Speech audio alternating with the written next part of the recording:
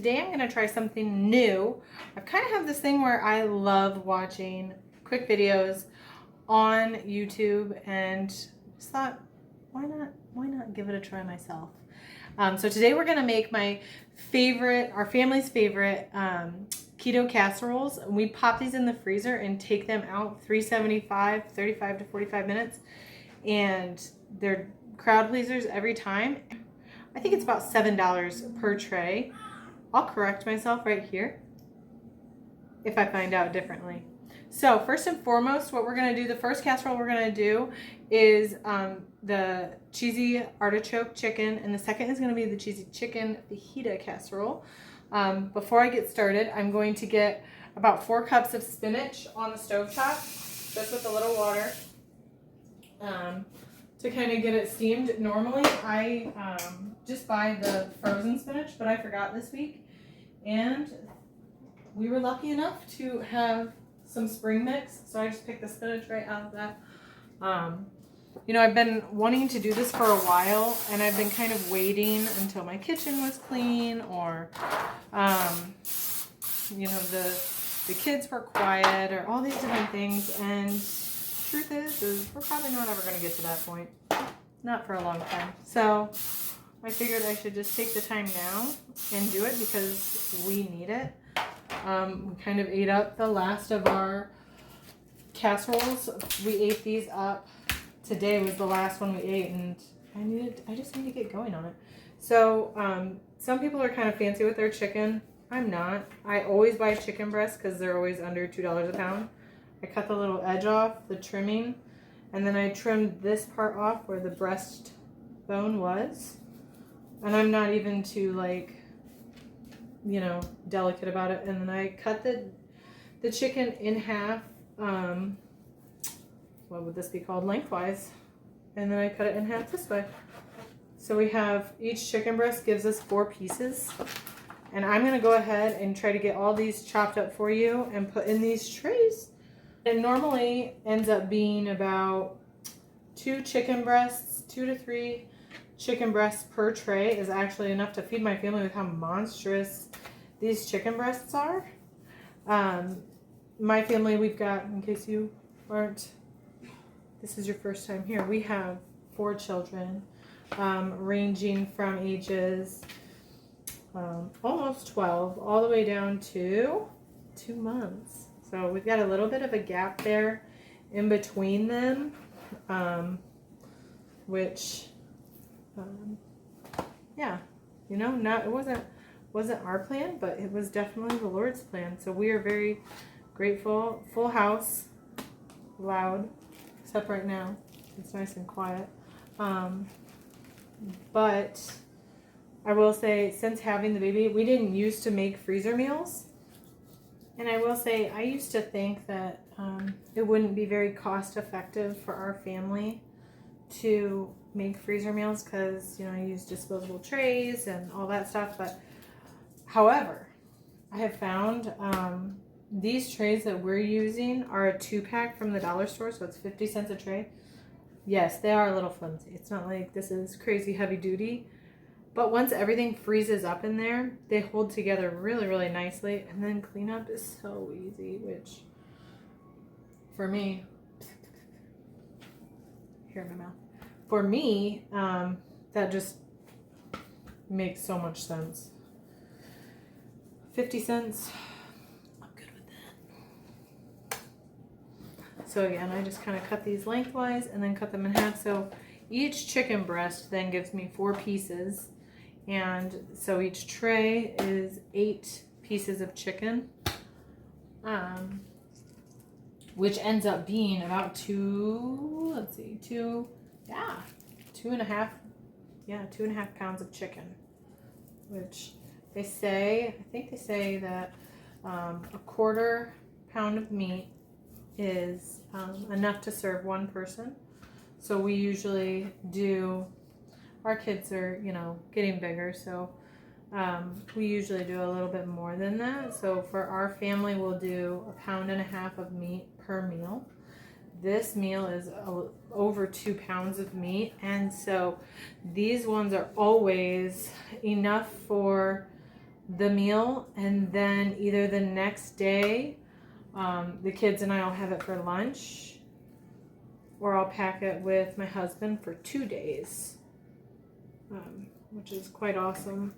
And these are really easy meals to doctor up and add more to. I'll kind of show you that as we go, which makes it fun, and it's easy sides to add to them. Usually just make some guacamole and salsa chips, and then I'll put out, I'll make one of those easy rice sides, you know. I mean, come on, this is supposed to be easy night meal, easy weeknight meal. And so those instant like Fiesta rice sides, girl, sign it up. And my kids love those too. And alongside the artichoke chicken, it's really good with like a good salad, like a Caesar salad. I love that. Or some sauteed veggies, like some zucchini and onions, mushrooms. But last time I made this, and what I'm going to do today is I'm going to add some vegetables to the actual mix, because last time it was so good and the kids didn't even bat an eye at it. Now I know it probably looks like I might be wasting kind of a bit of the chicken with the fat. I used to worry about that. I just don't have the time for that anymore. And I'm okay with it. Sometimes, like during the winter, I will boil the chicken pieces, you know, the chewy, tendony pieces, the fat pieces. I'll put them in a stock pot, and I will make chicken broth with them and make some soup, and it's really good. Or we'll cook it up and give it to the dog. She loves it. But today, in July, I don't want to do that.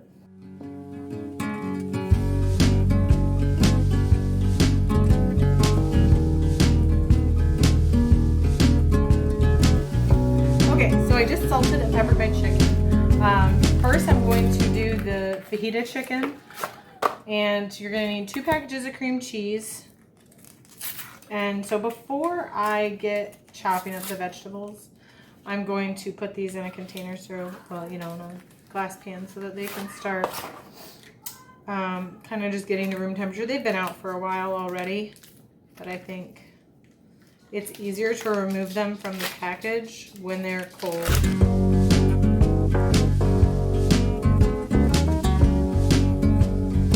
So I've got my cutting board all clean. I'm going to set the cheese over here to start getting cool. And I'm just going to take 1 medium onion and get that diced up. You know, I have been watching these videos for a long time just because I get so much from them. Just obviously it's nice to get to watch other people cook. I always loved cooking shows, and we don't have cable now. That's icky. And so it's really nice to get to see other moms cooking for their families and kind of get a little insight into how their house runs and all that. I really enjoy that. But I've always waited, you know, and thought all the different reasons why I shouldn't, or, you know, I'm not that great of a cook or something along those lines. But you know what? Sometimes I wonder, maybe people want to see someone mess up in the kitchen a whole bunch. In which case, you came to the right place. But I like to try new things and find what works for our family. It's not perfect, but it's fun. So I diced that first onion up. Usually I buy the big peppers, but these were cheaper at the store. So I'm just going to cut the tops off of them. And these ones are really sweet too. These purple ones my kids have liked the most, and so they got into them and ate a bunch of them. And I've even done this with just green peppers before too. I did it once. There was this neat app that I had for a while that you could buy discounted produce from the grocery stores, and a lot of times the boxes were just full of peppers, and like fun, long, fancy peppers that I never buy. And so there were a couple times where we did that, and we got a whole bunch of cool ones that way. But this time this is just the old regular small sweet peppers that are really just fun for the kids to crunch on. Ooh, that one didn't have like any seeds in it. And they love to have these around the house, but I have to guard them like a hawk if I have a recipe for them, because my children will eat these like candy, which is a great thing. Don't get me wrong, but sometimes mama's gotta cook. Sometimes mama's gotta plan. So I'm just gonna go ahead and take all the seeds out.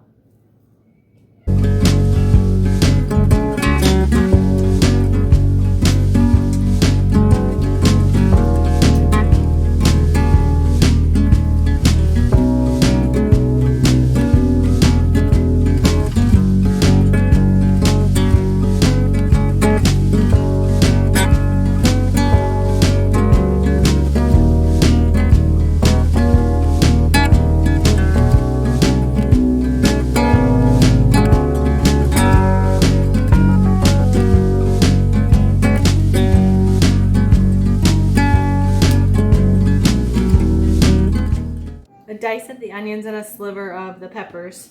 Now I'm going to move on to the cream cheese. I'm just going to dump in with the cream cheese. And I think this makes such a better flavor than taco mix. Don't ask me what they do differently. There is something very, very different though. And just a reminder, I did already salt the chicken. I know some people don't like things as salty as I do, but I like it salty. So, and sometimes if this meets with the chicken really nicely, like it marries with the chicken and almost makes like a sauce. And it's really, really good to dip your chips in. I should have said that beforehand. It's really good to dip your chips in. This isn't what you wanted to see. See? That's what I'm talking about. Ta-da! See, and that's the importance of letting your cream cheese soften. Then you don't get a cream cheese covered shirt.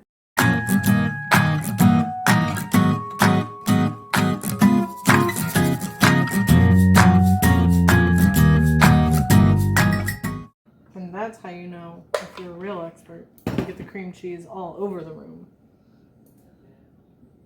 That's what you want it. That's the effect you want. Really good. So it makes like this really pretty sauce.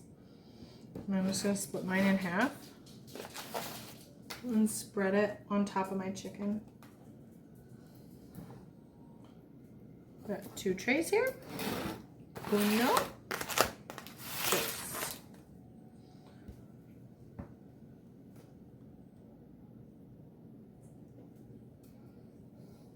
See what I mean? Kind of a hot mess express. But that's okay. The point is to just make people food and get them to eat it. And if you can do that and people walk away happy, then it's all worth it. This is not the right tool for the job.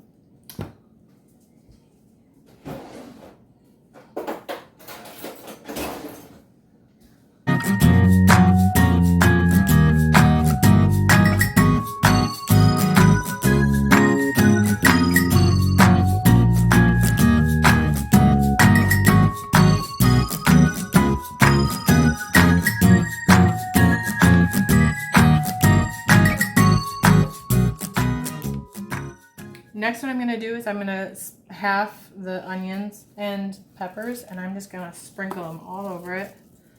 Now, if your family does not like onions, you can totally skip this part. I'm not usually the kind of person that likes to skip out on onions because I feel like it's just a really cheap ingredient that just adds a ton of flavor.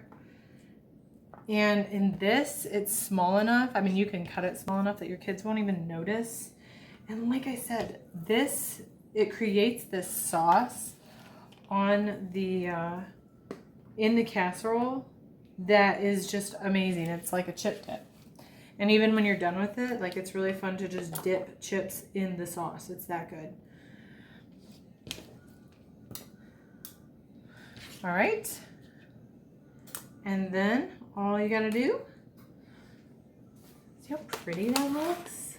It's so beautiful. It's like artwork. Then, take my cheese, and I do a cup per tray. Now, these big bags are like 4 cups. I know that's probably a little more than a cup, but you can't really go wrong with cheese.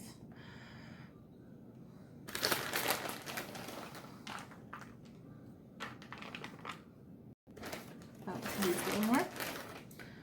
Cover all the chicken and the peppers and the onions. And I'd say I used about half of that.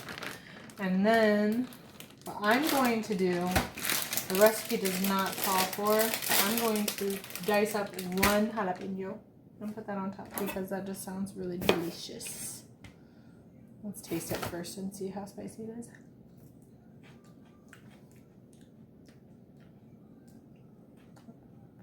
That's not bad at all. But I'll put them in big slices in case my kids are like feeling picky about it. They can just pick the jalapenos off and give them to mama.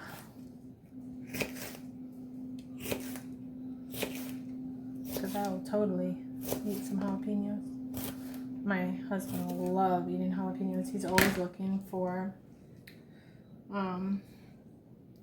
new hot sauces and stuff. He loves anything spicy. It's kind of like our thing when we go to a new town. He's always looking for like hot sauce shops. All right, now for this next recipe, I'm gonna get going on the spinach. Like I said, I normally use frozen spinach and just let it cool and then squeeze the liquid off. Let it cool. I let it thaw and squeeze the liquid off. I did not have that today, so I just steamed up some spinach. Probably after it's probably about 2 cups worth after you you cook it down. It was about 4 cups beforehand. And I'm just gonna squeeze the rest of this liquid out, just because you don't want it to be too, oh, that's warm. You don't want it to be too watery or green. I mean, like spinach adds a nice pop of color, but sometimes if you don't get all the liquid out, it kind of looks swampy. So we don't want that, because nobody wants to eat swamp casserole. Okay, get that out. Now, what I'm going to do next is I'm going to get my mayonnaise and my sour cream in the container together so they can kind of get to know one another. I'm going to need a 1/4 cup of sour cream, 1/2 cup of mayonnaise. You know what? We're going to eyeball this. 1/4 cup of sour cream.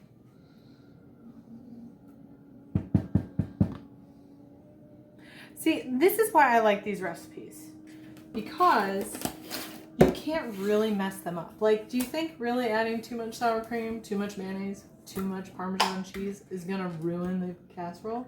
It's not. And that's what I really like about the ease of finding the right casserole that you can keep replicating. So then I'll just add 2 times the amount of mayonnaise. 1, 2. Yeah, needs more. Okay. And this one too also kind of creates this really good sauce that we will sometimes even put it over pasta. Delicious. So we need 3/4 cup of Parmesan. Let's see how much is in this old container. That's about a 1/4 cup. And we got this one. I'll just kind of mix that together. Now, okay, now we're gonna get our artichokes out and diced. I always do it this way where I drain the artichoke liquid off. I can't decide if I want to use it or not, but I definitely don't want to get rid of it because it has so much flavor. I've added it to soup. I've added it to pasta sauce. I've added it to casseroles, and it always just like never disappoints me. So anyways, I'm going to dice up this spinach a little bit more just so my kids can't pick through it. Can I get an amen? Okay, I'm going to drop that in. And I'm going to get these artichokes out. I just have 1 14-ounce can of artichokes. Now, if it was just my husband and I and everybody loved artichokes, I would do 2 cans. I would do 1 per casserole. However, a couple of my kids aren't huge fans of artichokes, so I'm not going to add more, and I don't think they would like that. It tastes just as good with only 1 can. It would taste even better with 2. And some of them, they'll eat some of the pieces, but the big ones they'll just pass off to us, which are really good. So the 2 things that I love about this casserole too, obviously, like I said, it's hard to mess up because you can't, I mean, more cheese, yes please, more mayonnaise, more artichokes, thank you. But the other side of it is that it makes a really good meal to pass off to a new family, or a family that, you know, is having a hard time, maybe someone in your church, or just in your small group, you know, within your sphere of influence. It's a really good one to have. Same with the other recipe that I showed you. Both really, really good family pleasers. And like I said, if the kids don't like artichokes, they can pick through it. My kids aren't, I would say about half of us all love artichokes. And this recipe is a winner every time. It kind of reminds me of, you know, on like New Year's when everybody has like the spinach artichoke dip. It's kind of like that, but with chicken. Those are really good. Bad news. I was supposed to have 3 tablespoons of garlic. I have 1. Maybe. But, you know, it'll be okay. Again, kind of hard to mess up. Probably add some onion powder. But the onion powder I have right now, I don't really like it. It's very sweet for some reason. So 1 tablespoon's good. 3 would be better. Do I want to add zucchini? I think I do. Okay, so I'm going to try something new because I have extra zucchini and I'm always wanting to add more. You know, kind of like bulk up the recipes where I can, because it's nice when you're, you know, when you think about a casserole, then you're always thinking about, well, what's the extra vegetable that I want to have on the side, or the carb, or whatever that you know, fruit, whatever you put on the side. But with my family, I just really like to try to find ways to sneak vegetables in. I don't know if this is really going to be enough for both trays. I might end up only doing 1, but either way. I feel like zucchini would be really good. Mushrooms would be really good with this one. All right, I'm gonna line these up real quick in here.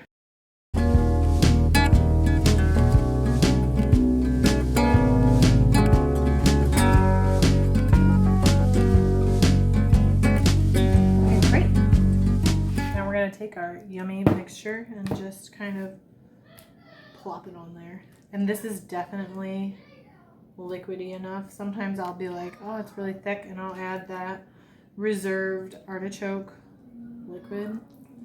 But it doesn't look like, this looks like it'll spread out really nicely, because you know, with chicken, when it cooks, it'll release a lot of the juices too. And the cool thing about these recipes that go in the freezer is that they really just kind of hang out in these flavors for a long time and marinate in them. And it's just so rich, especially the chicken fajita one. It's so full of that wonderful fajita flavor, and the leftovers are really good. You can dice them up and put them in quesadillas, or this, you know, we'll cut this up and put it with pasta the next day. Again, like I said, all these casseroles are good for our family of, well, we only have 5 eaters right now. So I'll say our family of 5, even though we're a family of 6. A family of 5 for 1 full meal, and either a lunch the next day with the kids and I, or for my husband to take to work for 2 days. All right, so I've got these all nice and divvied up. Next I'm going to get the cheese and get those on.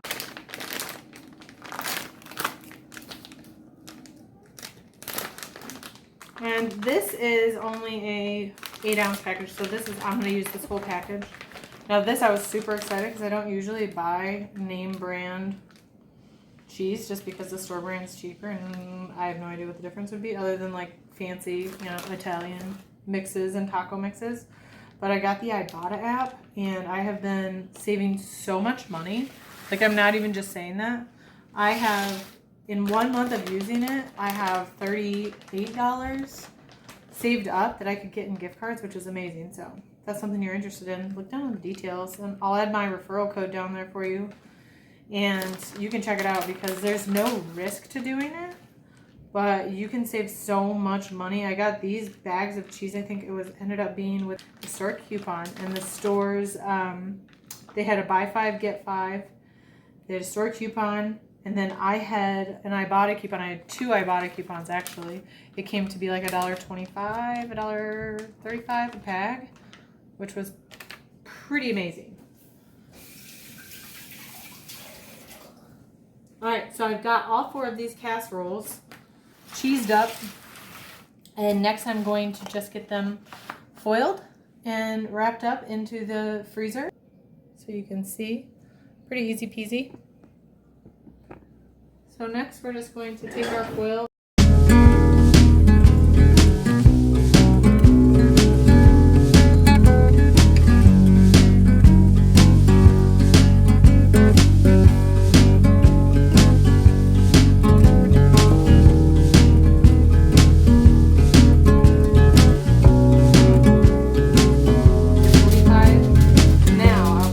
Disclaimer, if these are frozen or partially frozen, usually it's hopefully partially frozen, they cook better from thawed, but if you don't have the time and they're frozen, it will take you probably about an hour, hour and a half to bake it from frozen.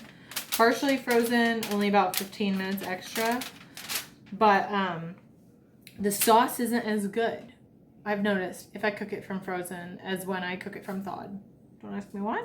That's just what I've noticed. Now we've got the artichoke chicken bake. This one I'm really excited about because all I'll have to do is boil some pasta. Maybe if I have some bread, we could have that alongside, like a, a garlic bread would be really good with it. It's kind of like a full meal in and of itself. Obviously, I said these were keto. They are keto-friendly meals, but my whole family isn't keto, obviously. Pretty much just my husband is. So we're always looking for things that we can all eat together, that we can just add something alongside it and he can enjoy his meal with us. Obviously I wouldn't let these sit in the freezer for longer than 6 months, but ours all get eaten pretty quickly. Great sides for the chicken fajita. You could do it as with some easy rice, like the Knorr packaged rice, or you could roast some potatoes.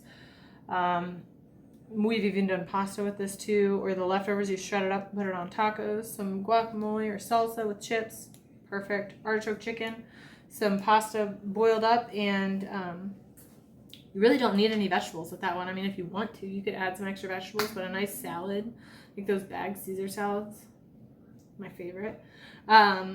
But truly, these really, really make my day so much easier. And I hope that they help you in your, even if you don't use these recipes, just in your creative juices of thinking of different ways to feed your family, different ways that you can simplify your life.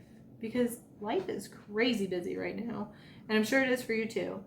And so anyways, I just want to thank you for taking the time out to watch this and see my crazy, messy kitchen with me, and I just hope you come back soon. All right, blessings, friends. Bye.